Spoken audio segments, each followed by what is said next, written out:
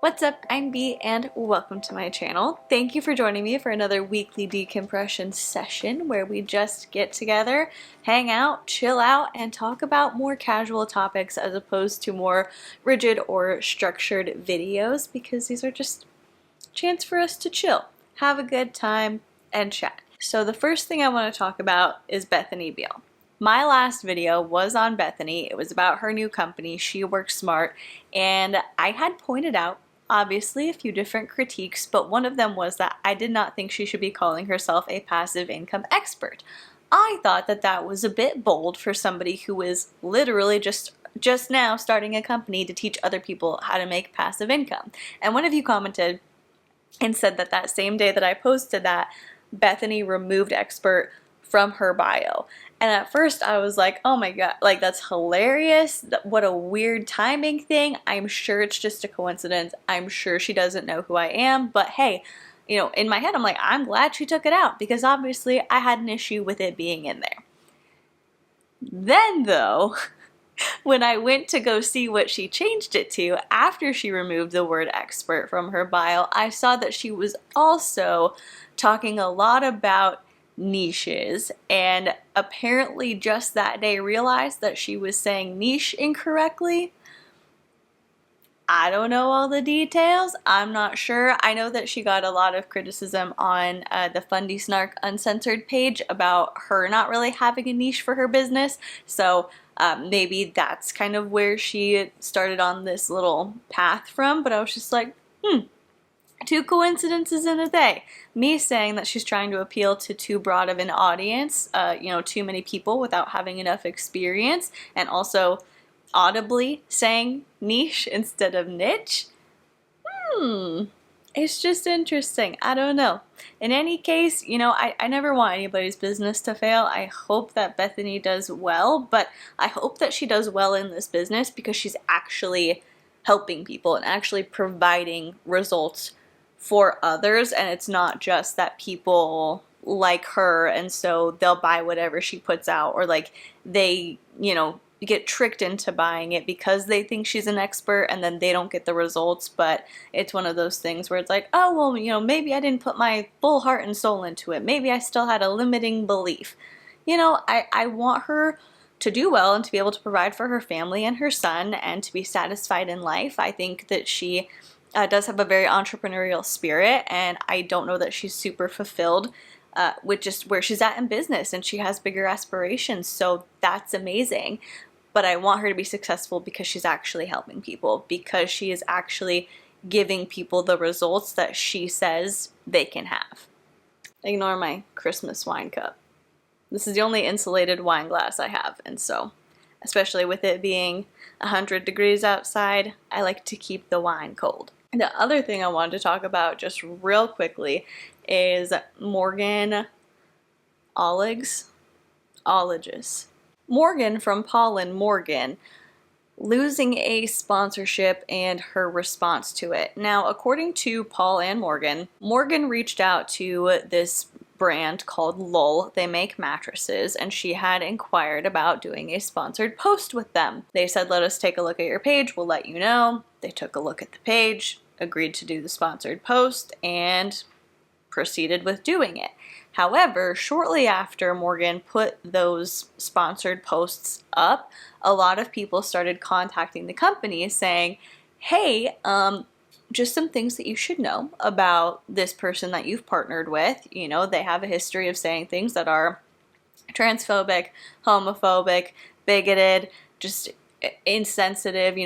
They're people who we don't think you would want representing your company. And so Lull ended up pulling the sponsorship. They asked Morgan to take the pictures down, and she said that she wouldn't take the pictures down because she liked them, but she would remove any sort of like official affiliation, so her links, discount codes, stuff like that. And I mean, that seems like a pretty simple story. they did explain, let me find the picture. So Lowell said, "Hey Morgan, hope you're well. We've received numerous amounts of DMs bringing attention to certain viewpoints between you and your husband that don't align with the company's values. Respectfully, after thoughtful consideration, we're going to have to terminate our collaboration from here and ask you remove the post. If you have any questions, please feel free to reach out." And Morgan said, "I am so sad to hear that after receiving DMs from online trolls, Lowell has decided to give in to the demands of these people.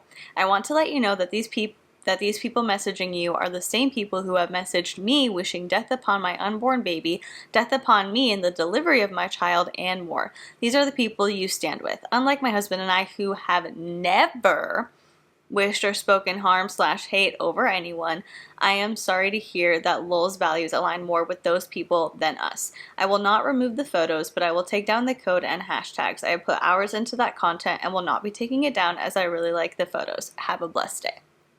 And so now Paul and Morgan have put out a video together saying that because they're Bible-believing Christians, that's why Lowell doesn't want to sponsor them. It's because they're Christian and it's because they're conservative. That's the reason that the sponsorship was canceled. However, if they took a look at Morgan's page before agreeing to do the sponsored posts, they would know that she's Christian. She's very clear about that. I mean, it's not like it's something that you have to dig to find. Literally in her Instagram bio, it says wife, worshiper, YouTuber, battled infertility for 5 years, boy mom, 922. So she literally says right there, it's the second word in her bio other than, her name and personal blog, wife, worshiper. They see that, they know she's religious. It's not because she's religious that they decided to put an end to that sponsorship. It's because people contacted the company and expressed concern over certain viewpoints. And I'm sure there were people saying, horrible things or troll things to the company. That's just kind of going to happen. But I saw a lot of DMs from people who were very respectful and just said, I'm really disappointed that your company would align with people who express these kinds of views. And the response was, we didn't know about those things. We're so sorry. This is not how we want to represent ourselves as allies. We've pulled the sponsorship. So my question is, if this company, if it's important to them to be seen as allies to marginalized communities, and Paul and Morgan, I don't want to say they're like against being allies, but they have a pretty severe history of saying bigoted things, is how I will phrase it succinctly. Why would they want to be in business with Lowell anyway? Like, they're upset. They have been tagging like big conservative media companies. They've been asking their followers to contact Lowell. They've been like reposting everything of people saying how ridiculous it is that they would terminate the sponsorship. Morgan ended up having to take everything down on her end for an unknown reason. Maybe she got a cease and desist because she kept talking about how they pulled the sponsorship. They got so mad about Lowell pulling the sponsorship, but I don't understand why Paul and Morgan would want to be affiliated with them anyway. And I'll make it clear, I'm on the side of Lowell. I don't think them partnering with Paul and Morgan is representative of them being good allies, and I support their decision to terminate that partnership. But it just makes it seem like Paul and Morgan only care about money. For me, if I had a really, really strong belief in something and that was super important and like that was something that meant a lot to me, and I found out that a company I was partnering with was staunchly against that belief that I had, I wouldn't want to partner with them. I would just be like, hey, you know what? They apparently don't align with my beliefs, and so they decided to pull that sponsorship, and I'm really bummed because I love the product, but I wouldn't want somebody who, sees my views and is judging me in a negative way. I wouldn't want them to partner with me anyway. I wouldn't want to be in a business relationship with them anyway if they don't like me. I don't know. I feel like that's the appropriate, maybe mature way to do it. So I'm not surprised that Paul and Morgan reacted in the way that they did. But overall, it just seemed like such a messy situation. I don't really support Paul and Morgan encouraging their subscribers and followers to like take down Lowell, to like let them know how they messed up. And maybe that seems a little bit hypocritical because I don't have a problem with people DMing the company, but I feel like those are different situations. I mean, at this point, Paul and Morgan are painting the situation in a false way and getting their fans riled up, as opposed to being like upfront and honest and just saying like, well, if you have a concern about how this was handled, you know, maybe let the company know. Does that make sense? I hope so. The last thing I want to talk about is on a very different level than the first two things. I'm finally on the last season of Dance Moms. I've almost finished it. I talked about this in a previous video, how one day I just got like a wild hair to start watching Dance Moms, and I watched like 4 seasons very quickly, and I've slowly made my way through. Side note, the Lifetime app, one of the worst streaming apps I have ever seen. Lifetime, I love you. Please get it together, because it is just terrible. Like, even on my TV, I downloaded it on my TV, and even there, it is just brutal to navigate. So I don't love that. And not all of the seasons are on Hulu. Only a few of them are on Hulu. All of them, though, are on Lifetime. Anyway, I'm in the last season, and I'm just thinking about how much my opinions have changed since I first started watching it to now. I think at first, I was like, Abby's a menace, but, you know, she creates winners, she creates stars. And so if a parent signs up their kid to be in the Abby Lee Dance Company, like, they know how she is. She's not shy about her personality. You know, would I send my kid there? Probably not. I don't have a kid, but if I did, probably not. I wouldn't want them in an environment like that one where they're constantly being yelled at and berated. But, you know, to each their own. And then as the seasons have gone on, and seeing her getting ready for her trial, and the way that she talks about the kids after they left, and especially the way she treated Maddie and Mackenzie, I think that was the point where it really hit me. Because, I mean, you're watching a TV show, it's really easy to just kind of distance yourself from the fact that, like, these are real life people, and yeah, they play things up for the camera, but at the end of the day, it is a reality show.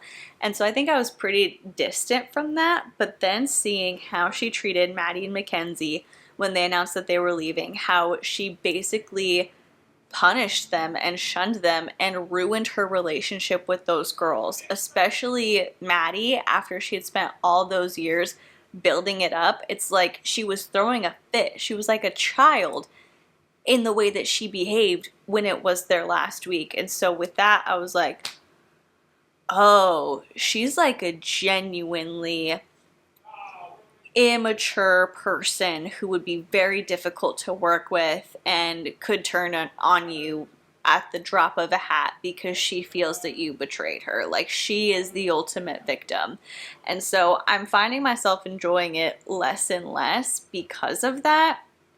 But for me, I can't leave something unfinished. After I've watched 5 seasons of a show, I'm gonna finish watching it. And so I'm in the last season. I'm trying to get through it. I think Abby in the last season, because, you know, I didn't know what happened with her. So if you haven't watched, if you're planning on watching Dance Moms and being surprised if you don't know what happened to Abby, turn away now. This is the last topic of the video.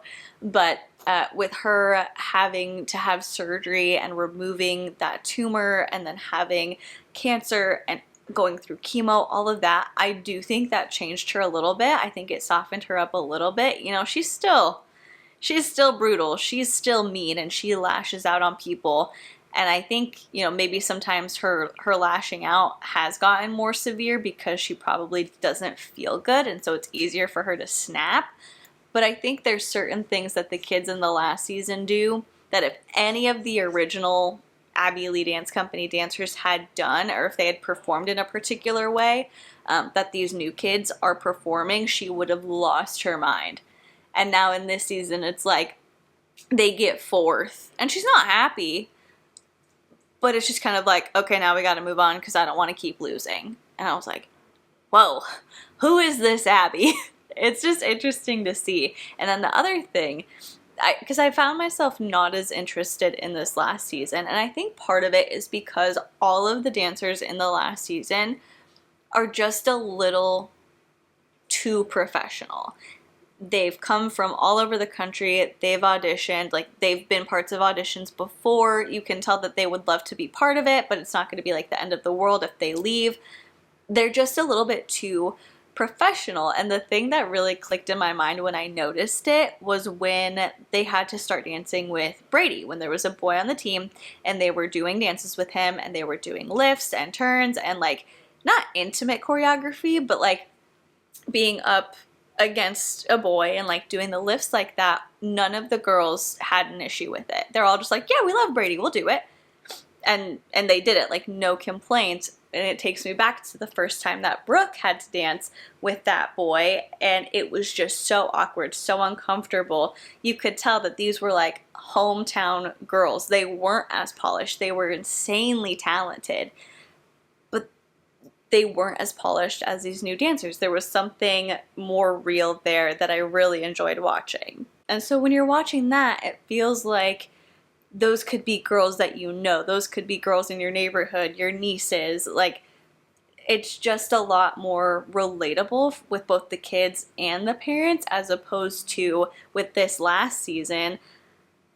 The moms cannot get it together to save their lives. Stacy, girl, don't even get me on a tangent about the Dance Moms to YouTube transition. Maybe I'll have to do a separate like decompression session about it, because whoa, like of course Eliana and Liliana have the presence on YouTube that they have. Have you seen their moms? Have you seen how their moms act?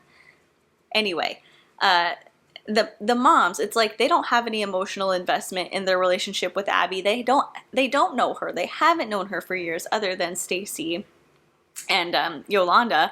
But it's like these new moms come in, they don't have any history with her. There's not that thing of like, they don't have an investment in the relationship other than getting their kid on TV. And so it's just a very different vibe, and I think that's why I'm not as invested. But we'll see. I've got like 15 more episodes maybe to go, so I am just trying to power through them and see how this show ends. But that is all I've got for you. I would love to know your thoughts on the whole Paul and Morgan sponsorship situation, as well as any thoughts you might have on Dance Moms. The last time I mentioned it, I realized quite a few of you liked the show, so feel free to let me know who your favorite dancer is, what your favorite dance was, who your favorite group of dancers is, what your thoughts on Abby. Did you like the first seasons as opposed to the later seasons? Let me know all that down in the comments below.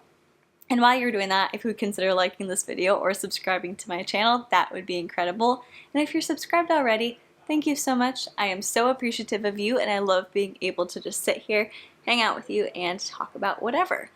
Thank you so much for watching. Please be kind to people, and I will see you in the next one. Bye.